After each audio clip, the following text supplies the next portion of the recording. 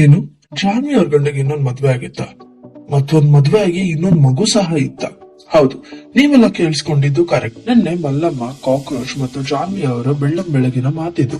ಅವರ ಕಷ್ಟ ಕೇಳಿಸ್ಕೊಂಡ ಜಾನ್ವಿ ಅವ್ರಿಗೆ, ಜಾನ್ವಿ ನಿಮ್ ಗಂಡ ಎಲ್ಲಿ ಅಂತ ಕೇಳಿದ್ದು ಮಲ್ಲಮ್ಮ. ಜಾನ್ವಿ ತಕ್ಷಣ ಹೇಳಿದ್ದು ಒಂದೇ ಮಾತು, ನಾನ್ ನನ್ ಗಂಡನ್ಗೆ ಡಿವೋರ್ಸ್ ಕೊಟ್ಟಿದ್ದೀನಿ ಅಂತ.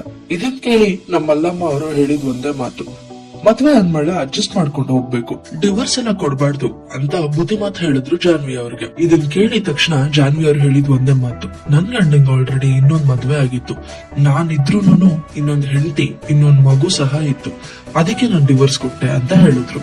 ಇದನ್ನು ಕೇಳಿದ ತಕ್ಷಣ ಮಲ್ಲಮ್ಮ ಮತ್ತು ಅಲ್ಲೇ ಇದ್ದ ಕಾಕ್ರೋಚ್ ಸೈಲೆಂಟ್ ಆದ್ರು. ಹೌದು, ಸೈಲೆಂಟ್ ಆಗ್ಲೇಬೇಕು ಅಲ್ವಾ? ವ್ಯಾಲಿಡ್ ರೀಸನ್ ಇತ್ತು ಜಾನ್ವಿ ಅವ್ರಿಗೆ ಡಿವೋರ್ಸ್ ಕೊಡ್ಲಿಕ್ಕೆ. ನನಗೆ ಜಾನ್ವಿ ಅವ್ರು ಮಾಡಿದ್ದು ಕರೆಕ್ಟ್, 100% ಕರೆಕ್ಟ್ ಅನ್ಸುತ್ತೆ.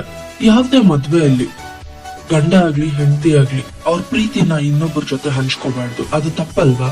ಹೀಗಿದ್ದಾಗ ಜಾನ್ವಿ ಅವ್ರಿಗೆ ಅವ್ರ ಗಂಡನ ಇನ್ನೊಂದ್ ಮದ್ವೆ ಆಗಿ ಇನ್ನೊಂದ್ ಮಗು ಇದೆ ಅಂತ ತಿಳಿದ ತಕ್ಷಣ ಎಷ್ಟು ಆತಂಕ ಆಗಿರ್ಬಾರ್ದು, ಎಷ್ಟು ಕುಗ್ ಹೋಗಿರ್ಬೇಕು ಅವರು. ಬಟ್ ಒಂದಂತರೂ ಹೇಳಲೇಬೇಕು, ಜಾನ್ವಿ ಅವರು ಕುಗ್ ಹೋಗ್ದಿರ ಇಷ್ಟು ಸಕ್ಸಸ್ಫುಲ್ ಆಗಿ ಅವ್ರ ಮಗನ್ಗೋಸ್ಕರ ಬಾಳ್ತಿದ್ದಾರೆ. ಹ್ಯಾಟ್ಸ್ ಆಫ್ ಹೇಳ್ಬೇಕು ಆ ಲೇಡಿಗೆ. ಈ ವಿಷಯ ಕೇಳಿ ಜಾನ್ವಿ ಅವ್ರ ಮೇಲೆ ಎಲ್ಲರಿಗೂ ಸಿಂಪತಿ ಬರುತ್ತಾ? ಈ ಸಿಂಪತಿಯಿಂದ ಇದು ಓಟ್ಸ್ ಆಗಿ ಕನ್ವರ್ಟ್ ಆಗುತ್ತಾ? ಮುಂದಿನ ದಿನಗಳಲ್ಲಿ ಕಾದ್ ನೋಡ್ಬೇಕಾಗಿದೆ. ನಿಮ್ಮೆಲ್ಲರಿಗೂ ಏನ್ ಅನ್ಸುತ್ತೆ?